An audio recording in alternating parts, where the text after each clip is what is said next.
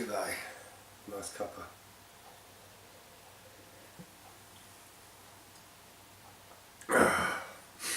So I'm going to teach you today how to set up a cheapo strap. This is a Squire strap, a Korean one. I'm going to teach you how to set this up so it plays like an American one, you know, and you can do it with any guitar. This works. So there's several things you need to do. One is to check your neck to see if it's straight. You can do that by looking down with a good eye. You'll see this one's quite good. I've done it before.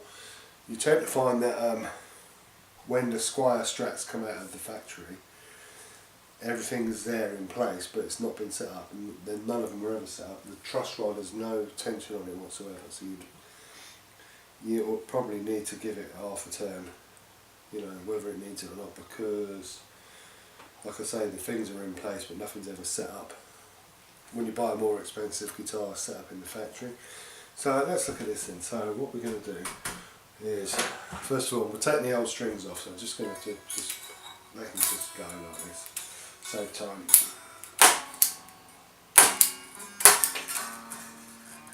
So like I say, they come out of the factory, everything in place, but they're not set up. Very often, I mean, I did, we bought 4 Squire straps for their project a couple of years ago. Not one of them had any tension whatsoever on the truss rod. So they all needed setting up, the actions needed setting up, all the rest of it. The necks weren't too bad. Now with this one, this particular guitar that I got in the 90s, I bought it cheapo as a backup guitar. This is a Korean, made in Korea, it's a Korean one. So they all vary, you know, some are made in China, some Korea, some wherever else, Thailand, and so you get varying quantities. This is one with actually the rosewood fretboard. Incidentally, they're at the 4, remember the 4 Squire straps, they were the Chinese ones with like the soft wood fretboard. One of them was good, 1 out of 4. I set them all up and they were all pretty good when I finished setting them up, but one of them came out of the factory actually really good. So that was like 1 in 4. So I guess you might be lucky. Now what I'm going to do with this one, I'm taking the neck off. So if I remember, this happened years ago, but I think this particular guitar was the neck needed to come back a bit. It was a little bit too far forward. So that's all like how they cut this body out, you know, because they mass produce them. Some are brilliant and some are not. If you work on your guitar, put, like you see I've got a towel on the table, which just helps to stop scratching it. Well, this has got a few scratches in it anyway. Now I'm going to whip the neck off to show you, so I think I did this. Now incidentally, the luthier that taught me how to do this was a guy called Peter Fish, and he worked for wall-based guitars. He serviced guitars for people like Paul McCartney and Phil Collins, Peter Gabriel, all the major stars in the 80s. So it's right, let's see. So this is the trick. I want to pull that back. What will happen is it's going to pull. I'm going to pull the neck back slightly. Then in doing so, you'll have to lift the action this end, then, which will apply a bit more tension to this tremolo system and all that. Which is, a bit of tension is helpful. Now, what you need to do, basically, is you get a bit. Really, you need, depending on how far you want to go back.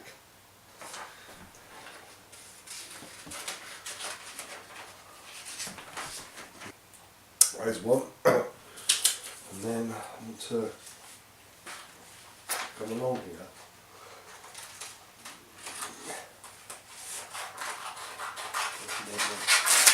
A bit like that. I'm trying to do this as quickly as possible so you can see.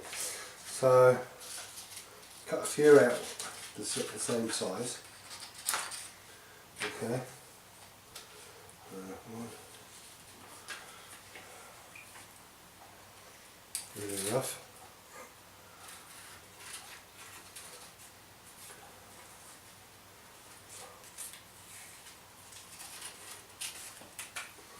2.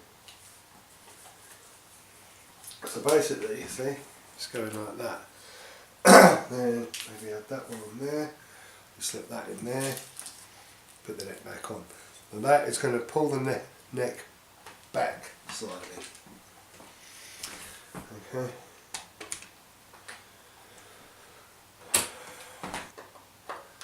We've got 1, 3,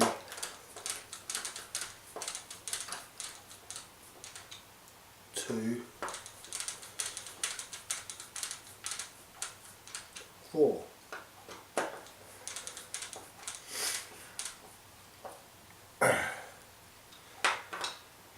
Extra.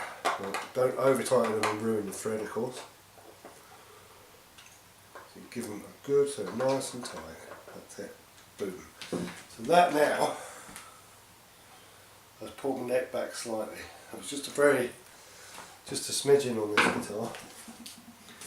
If you need the neck to come back more, you make more layers in your wedge. This is papers because I'm just wanting it just, you know, a small amount. If you also, if you want it to go back more, you can use card, something a bit thicker. Same principle, you cut a bigger bit, the same size as the area in there. A bigger bit, smaller bit, smaller bit, smaller bit, and then that will pull your neck back a bit. This is often what's wrong with low cost guitars. Now, let's restring this and see how we're doing.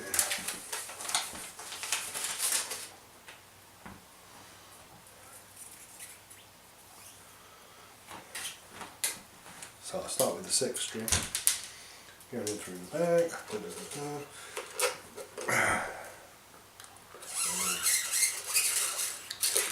go. Nicely through here, and then the way to restring them with these particular ones, which are just a whole thing, is you go around a few times like that and then put the string through. So once all your strings are on, and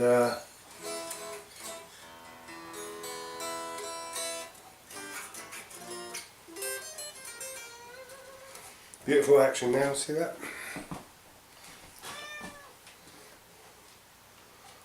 Not too bad at all. Had to now you fine tune these here. I'll take this one down very slightly. These Allen keys should come with your guitar when you buy it. All the keys that you need. What, truss rod? So there we get them. Cheapo Strat. Absolutely beautiful now. Fire on. Check the neck is straight. Hang on. Hold the strings on the 1st fret, last fret. See if there's a little tiny gap. If it's too tight, there's no gap. If it's too much of a gap, it's not tight enough. To tighten, that way. Clockwise to tighten, anti-clockwise to loosen. Your truss. The truss will put pressure on the neck to pull it back. They come out the factory with no tension on the truss whatsoever. So if you never do it, after a few years you see the neck will be forward. The strings will pull them forward. I've put a splint in this, remember, which has pulled my neck back very slightly because before I couldn't get the action any lower because these were way down and they were still not a great action, you see. So I've put my wedge in, you know, one this big, one slightly smaller, slightly smaller, slightly smaller, bring the angle of the neck back, and then you've got loads more play for your action. Now we'll plug it in and see how she sounds. Okay, so probably the best way to really give it a good test is to just record a tune. I've prepared bass and drums earlier, and everything's played like I play it all. It's all put real instruments in it. What I would say is there's a few, obviously when you've done a big setup like this and you've changed a lot of stuff in your guitar, it's going to need some fine adjustments, but you need to leave it about a week or two really for it to settle down, play it, then find where the problems are. You might need to just do a few fine adjustments. Anyway, let's give it a go, see what it sounds like, man. Okay.